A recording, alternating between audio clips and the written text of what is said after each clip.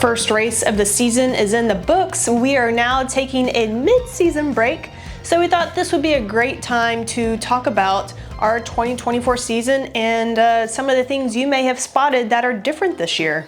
For the good part of the last 3 seasons, we have been coached, and there have been many positives that came from that, but also there were some challenges. So we took it upon ourselves about the end of 2023 to make some pretty big changes.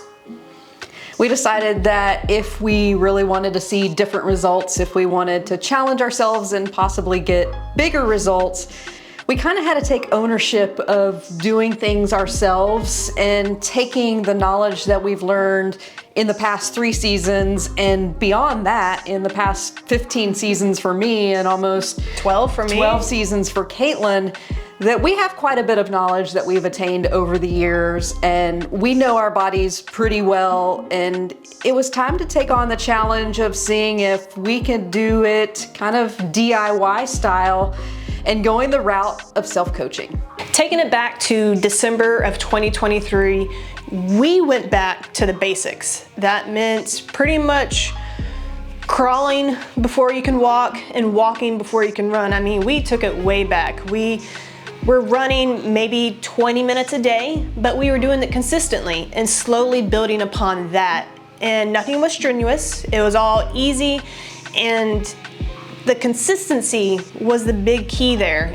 We were able to get in big miles and multiple half marathons on our own, and it just led to greater fitness, and which, you know, is great for swim, bike, run, and ultimately this game of triathlon that we love so much. We didn't do a whole lot of strenuous training in the early days. In fact, I think we probably didn't work in anything with a big level of intensity until probably late February, early March. So that's a lot of time of just doing very basic base work. And yeah, it can get boring, it can be tedious, but I think we both had the realization that this was a long-term project. This wasn't a get fit really fast or panic train so that we could do this race on this date. In fact, we intentionally didn't do any racing in the first part of the year. We didn't do any runs really. We did a half marathon kind of for fun as a training run, but we didn't do any racing intentionally so that we wouldn't put that pressure on ourselves to be in a specific fitness or to hit certain paces. It was really to see how our bodies would evolve in the early stages of the season. And of course, we did have a race on the plan, and that was Chattanooga 70.3 in mid-May. But I think the way that we structured things gave us that ability to breathe, the ability to focus on what we knew our weaknesses were going into that race, and really putting all of our intention into making ourselves better based on what we know we have performed in the past and the results that we wanted to get in Chattanooga. So a big weakness that we discovered that we have for the past few years now is that on the bike, towards the back half of the bike, we always started to fade. So we knew that was one big area that we needed to work on. And how we did that was when we were having our 3-hour bike sessions, we would put long, hard intensities at the back end of those 3-hour sessions. So prior to us self-coaching, it seemed like, yes, we had long workouts with some intensity, but it seemed like the intensity was never at the back end. And so we were never training ourselves to be able to hold and maintain the power that we knew that we could. This last race in Chattanooga, I had my best power maintained throughout the entire 56 miles. And I was just like, oh my gosh, why haven't we been doing this, you know, for so many years now? It's just like these light bulb moments that we had wished that we had done so many years ago, but we know now, and we are just gaining on that, we're continuously working. Another weakness that we had was not being able to finish runs strong as well. It was kind of the same idea of the bike, is we weren't running long enough. We weren't running the mileage.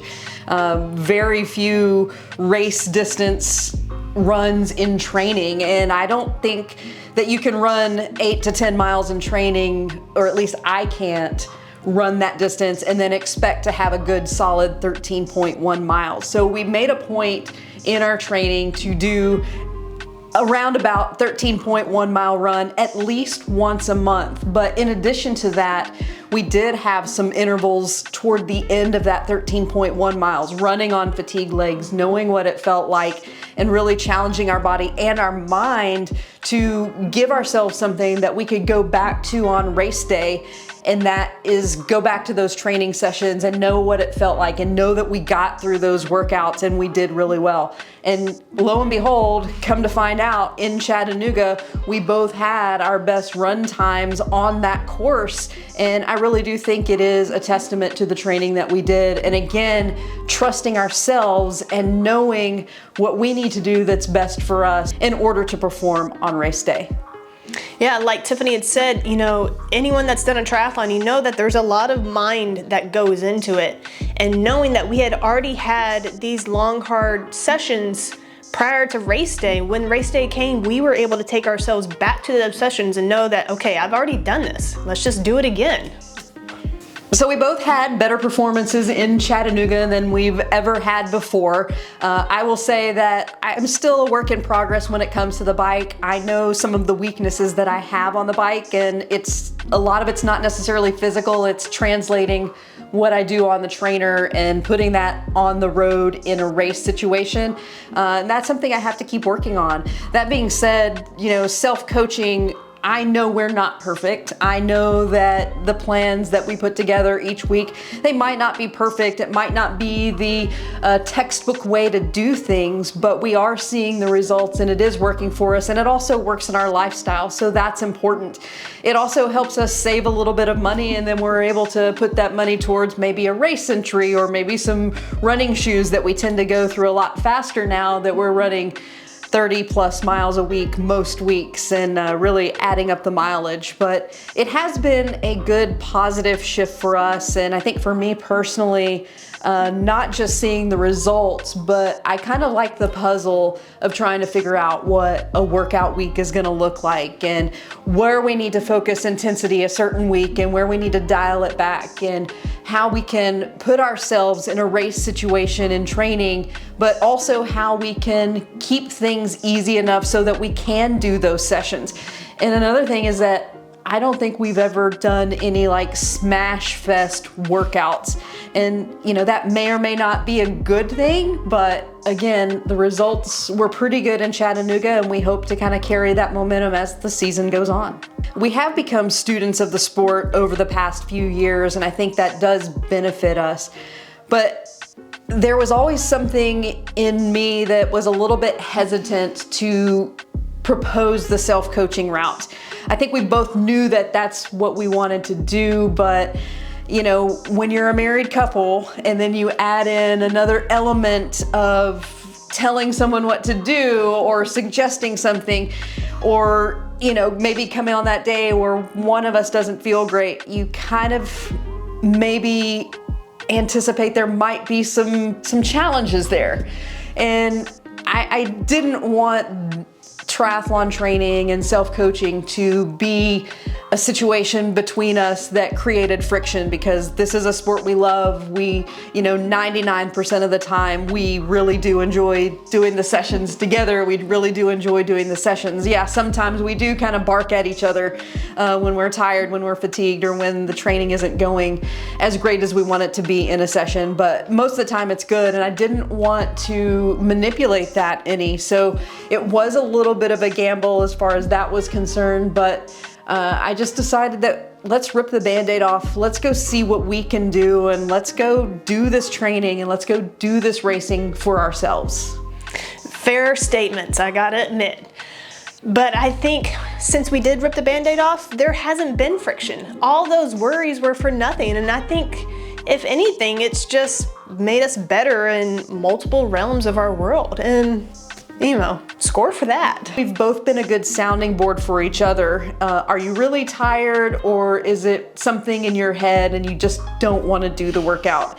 And we've been really good about allowing ourselves the space to dial it back if we need to, but not doing that very often at all, because we know in most cases, we're gonna be better off if we just go get it done, get the checkbox on Training Peaks, and then look back and be proud of our efforts. So we have supported one another the entire way. And, you know, again, that is paying off dividends. We do only have maybe 1 or 2 races left for the season. So if you're keeping track, that tops 3 races. Prior years, we were doing like 6 half Ironmans a year. Yeah, it was a lot of fun, but it was also really tiring and stressful on the body. Very much demanding and a lot of fatigue. I believe going forward with just doing 2 or 3 half Ironmans a year really gives us that training base, and we're not just constantly training, tapering, racing, recovering, tapering, racing. It was a cycle that's not the best when you want to have great results. I think just how we did in Chattanooga, we had a long build up, had a fantastic race, and then we had a little downtime. We're getting back into the swing of things at our own pace. We're not having to rush or cram in any hard training.